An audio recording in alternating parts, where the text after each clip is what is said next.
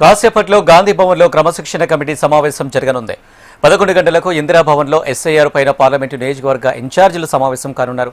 AICC ఇన్ఛార్జి మీనాక్షి నటరాజన్, టీపీసీసీ అధ్యక్షులు Mahesh Kumar Goud, AICC కార్యదర్శి సచిన్ సావంత్ పాల్గొననున్నారు. ఈ భేటీకి సంబంధించి మరిన్ని డీటెయిల్స్ మా ప్రతినిధి ప్రేమ్ అందిస్తారు. ప్రేమ్. అనిల్, మీరన్నట్టుగా మరికొద్ది సేపట్లోనే అటు గాంధీ భవన్ లో 2 ముఖ్యమైనటువంటి సమావేశాలు ఉన్నాయి. ఒకటి ఏదైతే మన క్రమశిక్షణ కమిటీకి సంబంధించినటువంటి సమావేశం ప్రారంభం కాబోతుంది. మరికొద్ది సేపట్లోనే ఈ సమావేశంలో ప్రధానంగా ఇప్పటికే పాలకుర్తి మరియు కామారెడ్డిలకు సంబంధించినటువంటి 2 ఇష్యూస్ పై కూడా చర్చిస్తారు. ఇప్పటికే పాలకుర్తి నియోజకవర్గానికి సంబంధించి ఎమ్మెల్యేతో పాటు ప్రత్యర్థులు ఇరువురు కూడా పార్టీ వ్యతిరేక కార్యక్రమాలకు పాల్పడుతున్నారంటూ వారిపై ఫిర్యాదు చేశారు. దానికి 2 పక్షాలను కూడా పిలిచి వారి వివరణ కూడా తీసుకున్నారు. అయితే కామారెడ్డి విషయంలో మాత్రం షబ్బీర్ అలీకి మరియు అక్కడ ఉన్నటువంటి చంద్రశేఖర్ రెడ్డి మధ్య ఒకరిపై ఒకరు షబ్బీర్ అలీ వర్గమేమో వారు పార్టీ వ్యతిరేక కార్యకలాపాలకు పాల్పడుతున్నారని చెప్పి వారిపై ఫిర్యాదు చేశారు. ఇక షబ్బీర్ అలీ గతంలో ఒక ఆడియో పిసిసి చీఫ్ పై ఒక ఆడియో బయటికి వచ్చింది. ఆడియోపై కూడా ఎక్స్ప్లెనేషన్ ఇవ్వాలని చెప్పి క్రమశిక్షణ కమిటీ కోరింది.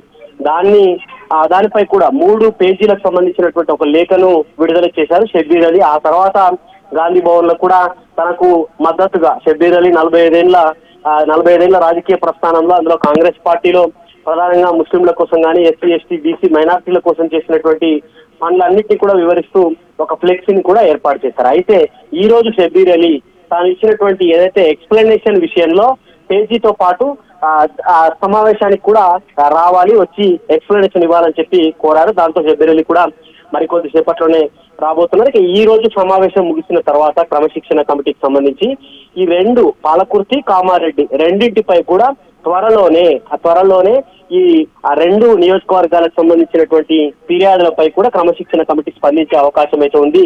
అనిల్, ఇక సర్ విషయానికి వచ్చేసరికి కనుక మనం చూసుకుంటే దేశవ్యాప్తంగా కూడా కాంగ్రెస్ పార్టీ దేశవ్యాప్తంగా సర్ను వ్యతిరేకిస్తుంది. అందులో బీజేపీకి అనుకూల వర్గానికి సంబంధించినటువంటి ఓట్లు ఉంచుకొని ఒక సామాజిక వర్గానికి వ్యతిరేకంగా తీసుకొచ్చిందా సరిగానే చూస్తున్నారు తప్ప వారు దీన్ని చూడడం లేదు. అయితే ముఖ్యంగా బెంగాల్ విషయానికి వచ్చేసరికి బెంగాల్లో గెలుపు కూడా ఓట్ల తొలగింపుతోటే బీజేపీ గెలిచిందని చెప్తూనే మరొక వైపు రాష్ట్రంలో ఎట్లా అలర్ట్ గా ఉండాలి, ఎలా ముందుకు వెళ్ళాలి సర్పై అనే దానిపై ఇప్పటికే ఢిల్లీ నుంచి ఒక కమిటీ వచ్చింది. సర్తో ఎట్లా ఉండాలి, జనాలకు ఎట్లా అవగాహన కల్పించాలనే దానిపై కూడా ఇప్పటికే పలు కార్యక్రమాలు ఏర్పాటు చేశారు. ఈ రోజు కూడా పార్లమెంటు నియోజకవర్గాల వారిగా ఈ సర్కు సంబంధించినటువంటి ఇన్ఛార్జీలు దాంతో పాటుగా ఈ ఎక్స్పర్ట్స్ కూడా ఈ సమావేశంలో ఉంటారు. అనిల్, ప్రేమ్, మరోవైపు ఒకవేళ ఎస్ఐఆర్ ప్రక్రియలో అమూల్యమైన ఓటు తొలగిస్తే ఏమైనా ఇబ్బందులు తలెత్తే అవకాశాలు ఏర్పడతాయా? బీజేపీ కానీ ఇటు కేంద్ర ప్రభుత్వం చెప్తుంది ఏంటంటే ఒక ఓటుకు సంబంధించి ఒక వ్యక్తికి 2 ఓట్లు ఉంటే లేకపోతే వ్యక్తి చనిపోయిన తర్వాత ఓటు తొలగించకపోతే ఈ 2 బేస్ చేసుకొని తీసుకొచ్చిన ప్రక్రియగా కేంద్ర ప్రభుత్వం చెప్తుంది. దాంట్లో భాగంగా తొలగించిన ఓట్ల లాగానే చూడాలి తప్ప కావాలని చెప్పి ఒక సామాజిక వర్గానికి వ్యతిరేకంగా మా ప్రభుత్వం ముందుకు వెళ్ళదని చెప్పి బీజేపీ చెప్తుంది. అంటే కాంగ్రెస్ మాత్రం కేవలం మైనారిటీ ఓట్లు కాంగ్రెస్ కు సంబంధించి ఎవరైతే కాంగ్రెస్ కు అనుకూల వర్గాలు ఎస్సీ ఎస్టీ బీసీ మైనారిటీలు ఎవరైతే ఉంటారో దాంట్లో మెజారిటీ ఓట్లు తొలగించి బీజేపీ గెలవాలని చెప్పి చూసే ప్రయత్నంగానే కాంగ్రెస్ చేస్తుందని చెప్పేసి కూడా చెప్తుంది. చూడాలి మరి ఈ ఓట్లతో, ఎందుకంటే రాష్ట్రంలో కాంగ్రెస్ అధికారంలో ఉంది కాబట్టి కొంత